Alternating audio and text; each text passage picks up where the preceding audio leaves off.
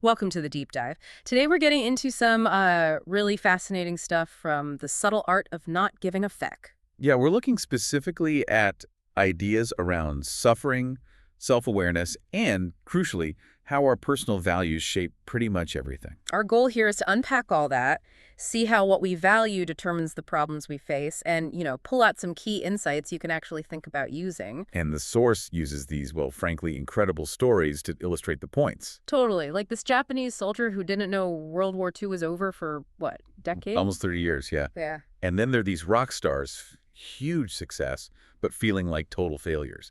It's quite the contrast. Stories that sound extreme, but they really shine a light on what gives our struggles meaning or doesn't. Exactly. Okay, let's jump in. This soldier's story first. Second Lieutenant Hiro Onoda. It feels like something out of fiction. It really does. So the text sets the scene. December 1944, Lubang Island, Philippines. Japan's losing the war. Onoda gets deployed there. And his orders were pretty stark, right? Like, hold the line at all costs, never surrender. Absolutely. Never surrender. That was the key command. Fight to the last. But then, just a few months later, August 45, the war ends. Right. Atomic bombs. Japan surrenders. But Onoda and a few guys, still in the jungle, no idea, cut off completely. And they kept fighting, like a guerrilla war against who? Well, against locals mostly, farmers, police, anyone they saw as the enemy, basically, years after the actual war was done. Wow. So people must have tried to tell them. Oh, yeah. Big efforts. Thousands of leaflets dropped saying a war's over, come out. And Onoda found them. Found them, read them, and decided it was propaganda. Yeah. An American trick. Burned them. Stayed hidden. Just refused to believe it. Totally. Years go by, more leaflets, different approaches. The Philippine government tried. Nothing. Didn't Japan try too? Like, seriously try. Massive push in 1952. They dropped personal letters, photos from families, even a note signed by the emperor himself. The emperor, and even that didn't work. Nope. Still convinced it was an elaborate fake. He and his men just retreated deeper. It's hard to fathom the mindset. Incredible. And his men, did they all stay? Well, one surrendered in 59. Then, much later, 1972, his last remaining companion was killed in a shootout with police. Still fighting. So Onoda was completely alone then. For how long? For over a year. Yeah. Just alone in the jungle. News of his last man dying reached Japan, and he became this sort of legend again. Search parties went out. Found nothing. Okay, but someone did find him, eventually. This is where it gets even stranger. Right. Enter Norio Suzuki, a young Japanese guy, kind of an adventurer, dropped out of college. What was his deal? He just wanted a real adventure. Said he was going to find, and I quote, Lieutenant Onoda, a panda, and the abominable snowman in that order. You're kidding. A panda and a snowman. Nope, that's what the source says he set out to do. And the crazy thing, all these official searches failed, but Suzuki finds Onoda in just 4 days. Oh. Apparently just wandered around calling Onoda's name, saying the emperor was worried about him. And Onoda came out. He did. Maybe because Suzuki was Japanese, maybe because he was finally ready after being alone so long. They talked. Suzuki asked the obvious question, why? Why stay? And the answer was? Simple. His orders. Never surrender. He was just following orders for 30 years. Wow. The book compares him to Don Quixote, right? Chasing this imaginary glory. Exactly. Yeah. Fighting for an empire that didn't exist anymore, and Suzuki chasing his own legends, both sort of lost in their own quests. Stuck in the jungle, imagining themselves heroes. Yeah. But what's really key here is Onoda's perspective later. Looking back, he said he regretted nothing. He was proud. Serving the empire was an honor. So, from his point of view, inside the jungle, all that hardship, the danger, it had a purpose. Precisely. It was meaningful to him because it served that purpose, that unwavering loyalty. So suffering was bearable, maybe even validating, because it was for something he valued above all else. Which brings us to the core idea the source pulls from this, right? Exactly. If suffering is just part of life, unavoidable, then the real question isn't, how do I stop suffering? It's, why am I suffering? What's the purpose? Onoda could endure incredible suffering because, for him, it served a purpose tied to his values, even if those values are based on, well, completely outdated information. But here's the tragic part. He finally comes back to Japan in 1974. Big heroes welcome, media storm. But he steps into a world he doesn't recognize. Modern Japan. Consumerist, very different values than the ones he thought he was fighting for. Yeah, he was horrified. Felt like the honor, the sacrifice, it was all gone. He tried to speak out, champion the old Japan, but he was mostly seen as a curiosity. And the source says this is when he got really depressed, more than in the jungle. Far more, apparently, because in the jungle, his suffering meant something. It had value according to his framework. Back in Japan, seeing the reality, it hit him. Those 30 years, meaningless, wasted. The Japan he sacrificed for didn't exist. Ugh, that's crushing. So the suffering itself wasn't the issue. It was the collapse of the meaning behind it. That's the takeaway. The value of suffering comes from the meaning we give it, and that meaning comes directly from our deepest values. When the meaning disappears, the suffering becomes unbearable. Okay, so that transitions perfectly into understanding our own values.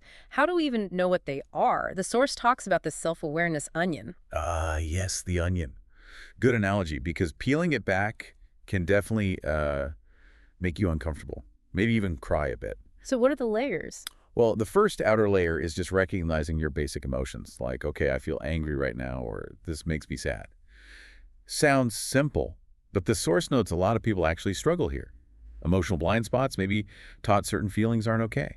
Right. Just naming the feeling takes practice sometimes. Definitely. Then layer 2 is asking why. Why am I angry? Why does this situation make me feel, say, inadequate? This starts digging into the root causes, what you're defining. But the deepest layer. Layer 3, the core. This is where your personal values live. And the questions here are deeper. Why do I even see this as success or failure? What standard am I using? What metric am I judging myself or this situation by? And the source argues this is the most important layer. Absolutely paramount. Because your values determine the kind of problems you have. And the kind of problems you have, well, that determines the quality of your life. If your values are messed up or the metrics you use are poor, everything feels off. Yeah, I can see that. If you value the wrong things, you're going to have the wrong kind of problems, the kind that maybe can't even be solved happily. And lots of people get stuck blaming things externally, other people, circumstances, or chasing quick fixes, rather than digging down to see if their own values are the root issue. The author gives a personal example, right, about his brother not texting back. Yeah, it's a good one. Layer 1, emotion is annoyance, maybe feeling slighted. Layer 2, why? Because it feels like his brother doesn't care, maybe disrespects him. But layer 3, the value level. Why does not texting back equate to not caring? The underlying value is brothers should have a good relationship. That's a fine value. Okay, so what's the problem then? The metric he was using to measure that value. Frequent immediate contact via text or email. By that standard, if texts aren't returned instantly, the relationship feels like a failure. Ah, okay, so the value itself, good relationship, is fine. But the metric, instant texting, is maybe not the best way to measure a lifelong bond. And clinging to that bad metric makes him feel bad. Exactly. It generates unnecessary suffering and makes him feel like a failure as a brother, based on a potentially poor standard. It shows how our interpretation, based on our values and metrics, is often more important than the objective event itself. We control the meaning based on the standard we choose. We do, and those standards come from our values. This really comes alive with the rock star examples the source uses. Dave Mustaine. Right. Guitarist. Gets kicked out of Metallica in '83, right before they become absolutely massive. Gets put on a bus home. Yeah. Humiliating. Yeah, you can only imagine. And his reaction was intense. Pure vengeance. Mm-hmm. He vowed he'd start a new band, Megadeth, and it would become so much bigger and more successful than Metallica that they'd regret ever firing him. And Megadeth did become huge, right? Multi-platinum albums, legendary status in metal. Hugely successful by any objective measure. Yeah. Millions of records sold, tours, influence. So the twist. The twist is Metallica became, well, Metallica, one of the biggest bands of all time, hundreds of millions of albums. And decades later, Mustaine admitted, sometimes tearfully in interviews, that he still felt like a failure. Even with all his own success. Why? Because the metric he chose, the value he prioritized was be more successful than Metallica. And by that one specific standard, he hadn't won. So despite incredible achievements, his chosen value guaranteed continued suffering. Man, that shows how comparison tied to a specific value can really mess you up, regardless of reality. It really does. Now contrast that with Pete Best. The original Beatles drummer, kicked out just before they hit it big in '62. Talk about bad timing. Unbelievably bad timing.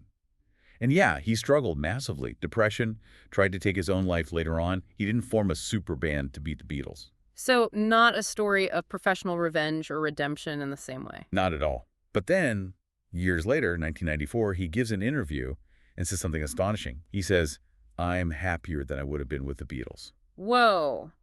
Happier. How does the source explain that? Comes back to values again. Getting kicked out forced him onto a different life path. He met his wife, started a family, built a different kind of life, away from the superstardom spotlight. So his values shifted. Completely. He stopped measuring his life by fame, money, being in the biggest band. His metrics changed. He started valuing family, stability, a simpler life. Those became his measures of success. So getting fired, while awful at the time, ultimately led him to prioritize different things that he found more fulfilling in the long run. That's the argument. His values changed, and with them, his definition of a successful life. Unlike Mustaine, whose value locked him into a potentially unwinnable comparison, Best found happiness by adopting different, more internal and controllable values. It's a powerful contrast. Mustaine's value created bad, maybe unsolvable problems for his own happiness. Best, through hardship, shifted to values that led to better problems and, for him, greater happiness. Precisely. So if values are key, the source must talk about what makes a value good or bad, or, as the book puts it, shitty. It definitely does. It lists some common shitty values that tend to generate poor problems. First one, making pleasure the main goal. Yeah, chasing highs. The source says it's like a false god, right? Superficial often leads to more anxiety trying to maintain it. It's an effect, not a cause. Exactly. Second bad one, prioritizing material success above all else. Sure, you need basic security, but after that, more money doesn't equal more happiness. And chasing it can make you compromise better values, like honesty or relationships. Makes sense. Third, The need to always be right. Basing your identity on never being wrong is fragile. It stops you learning, stops you empathizing. Humans are wrong all the time. Being okay with that is way healthier. yeah, being wrong is how you learn. And the last one. Staying positive no matter what, just pasting on a smile, it's a denial of reality sometimes. Yeah. Negative emotions are necessary signals. Ignoring them doesn't solve the underlying problems. Right. It's not about never feeling bad. It's about dealing with those feelings constructively, aligned with your values.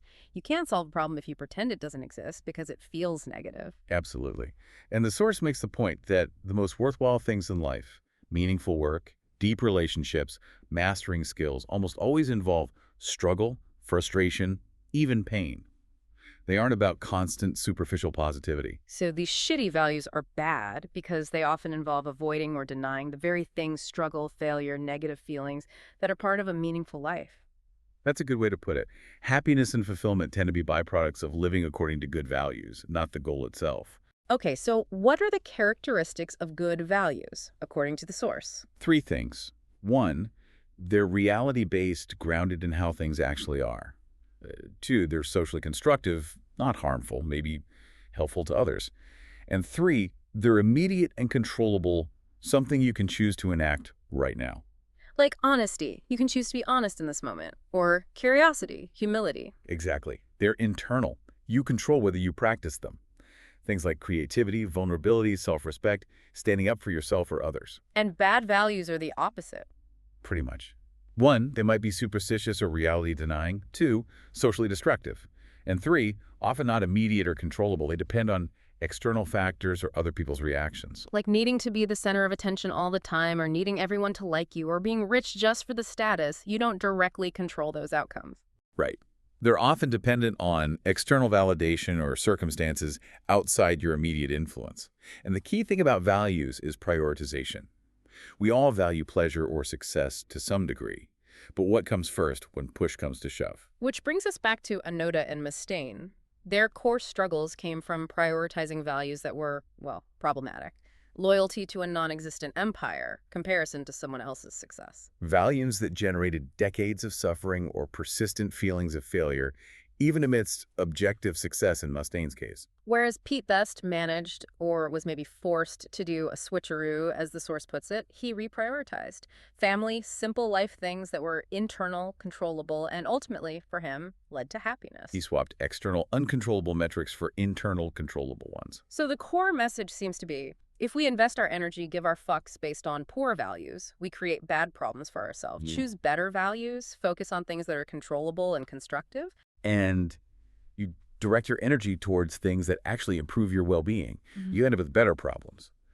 And happiness, success, Those become side effects, not the things you're desperately chasing.